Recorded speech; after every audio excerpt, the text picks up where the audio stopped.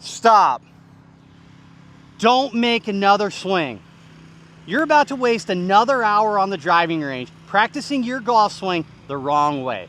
I know this because before you clicked this video, you were doing at least 2 of these things wrong. Give me to the end of this video and I promise you, using stack and tilt, you're gonna hit the golf ball further, straighter, and more consistent, and I'm gonna relieve you of months of frustration. The first mistake that I see with new golfers, beginning golfers, when they're trying to play with stack and tilt is they forget about their grid and how the built-in draw is transported around the arc. The grid is simply a roadmap for how we want to swing a golf club, as well as a setup orientation to control the face to the path that we are swinging.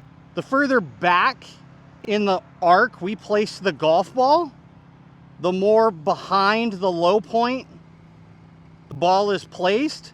We're going to hit more solid, but we're also going to swing more inside out because this is an arc around our body. When we play the ball too far forward, now the club is past the low point and working up. Therefore, the path actually starts to work around the body or out to in too early. So depending on where we put the ball and the handle will influence trajectory. So if I take my standard setup where I place the low point under my lead shoulder, this is the center of the arc, I generally play the ball around 3 golf balls behind, and my handle is in line with the second golf ball on the arc. The face actually sets up slightly open so that I can start the ball right, but now my swing path is projected more inside out to hit a tiny push draw. If I needed to draw it more, I could move the ball further back or the handle further forward. By putting the ball back and the handle forward, I create a bigger offset and I close the face to the shaft more, which will make the golf ball fly further to the left. If I'm trying to take hook out of it, I can either move the ball slightly forward and move the handle back, or just one or the other to influence path and trajectory. You can't play golf not knowing where the face is in relation to the shaft or the face in relation to the path. You'll never control your curve. So when golfers set up trying to hit shots and they set up with the ball back and the handle back like this, they're presetting to let the club head pass. They create a flip and they wonder why they hit low pull slices. You have to have the ball in the right spot in relation to your shoulder, and you have to have the handle more forward. My stock draw is played at 3 golf balls behind the low point, handle at the second ball, face 3 to 4 degrees open. Ball starts to the right, tiny draw to the left. Ball at 3 balls behind, handle at 2, face slightly open, built-in draw around the body. Ball starts to the right, draws to the left every time. Your grid changes with a driver. The face has no offset, it actually has onset where it sits in front of the shaft. That makes the face play more open. So when we move the ball forward in the stance with the driver or in your grid, I'm still putting the lead shoulder right here. The ball, I play right off of it and I try to have the shaft lined up straight. The path is going to be traveling the straightest. Therefore, my driver should fly the straightest with my stock ball flight. If I want to draw it, I do the same thing that I do with an iron. Is I'll move it back a little bit, I'll push the handle forward, and the face has to line up slightly to the right. Too many people set up with the ball too far forward with their driver, the handle back trying to hit it higher, and the face pointed to the left. All this promotes is a path that works left or around their body too early, and it creates a fade. Your grid needs to be set up properly. Face needs to be at the target. Handle needs to be in line with the green line, which is the low point. That's located off my shoulder. And all I have to do is make a normal golf swing to hit the shot the straightest. That ball flew right at my target and very straight with no curve. The second mistake I see golfers use when they're trying to use stack and tilt is they don't understand how their knees need to move.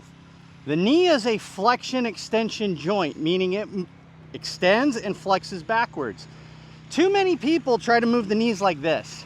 Most golfers set up with their feet too straight, and as they try to turn their body, they let their left knee move inward and they don't straighten their right leg. Well, now both knees are in an unsafe position that's outside their normal range of motion. Stack and tilt prescribes flaring the feet between 10 and 25 degrees depending on the needs of the golfer. What this allows us to do is use our knees properly to facilitate body rotation. As I make my backswing, I want my right leg to straighten and my left knee to bend towards the ground. When I set up to make a backswing, I flare my feet out, set my grid. As I make my backswing, my right leg straightens, my left knee bends towards the ground. That allows me to turn as much as I need to. The older you get, you might have to feel that leg straighten almost completely, where somebody who's younger and stronger, that knee still needs to straighten a little bit, but it can remain a little flexed. But the knee flex will always change flexes throughout the golf swing. The driver's no different. Bryson DeChambeau gets to the top of his backswing and his right leg is almost completely straight. Charlie Wee, right leg almost completely straight. Then you see guys who don't straighten the knee completely, but they still straighten it a little bit. Set our grid. Right leg's gonna straighten completely.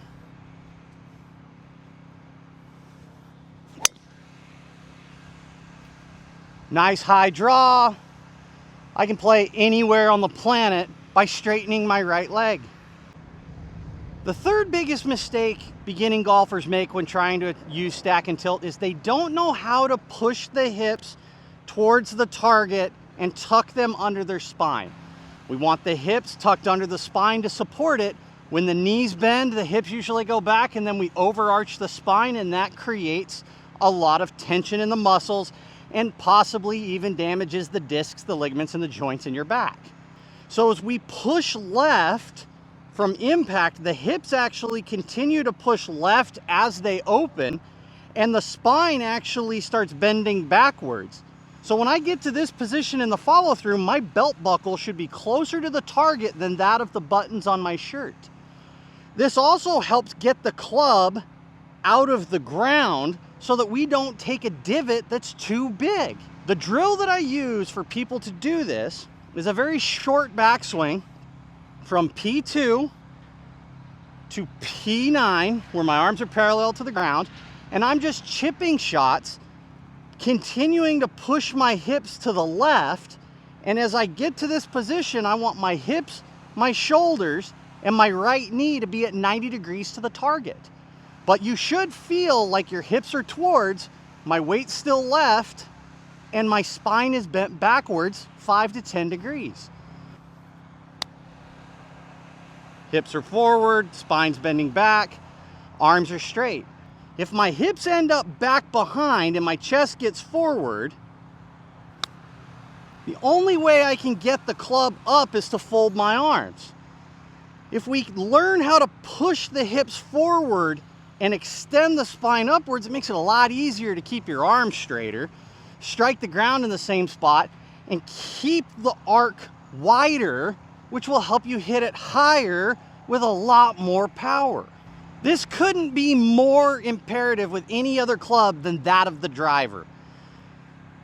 Most people who hit down too much for beginning golfers, their hips are back, their shoulders are forward, and they're working down this way. They're trying to miss the ground by bending the arms, and they stop everything, or they hit it too low to make the ball actually go where it needs to go. With your driver, the ball is off the center of the arc and more forward in your stance, but the amount of hip tuck and extension of the spine needs to be greater. This levels off the angle of attack and helps you launch the ball much higher with less effort. So you can do the same drill with a driver. You set your grid. With the address position, you're gonna have a little bit more tilt. That's already gonna preset the hips to be more forward and promote an extending of the spine as my hips push towards. So I stop at 90, 90, 90, where the hips are forward and the chest is up and the back is leaning backwards. If you want to hit higher drives, higher golf shots with more speed and less effort, you need to do all these moves, all 3 drills, and I promise you, stack and tilt will help you play the best golf of your life. If you want to know more about stack and tilt, I need you to click this video right here. It'll tell you everything about the system and why it can help you play your best golf. If you want personalized coaching and instruction online or in person, make sure to go to either my Patreon for online or visit my website at s2golfacademy.com to book with me in person. You can also check out my new exclusive YouTube membership options that give you access to members-only content and exclusive perks that are designed to help you play your best golf.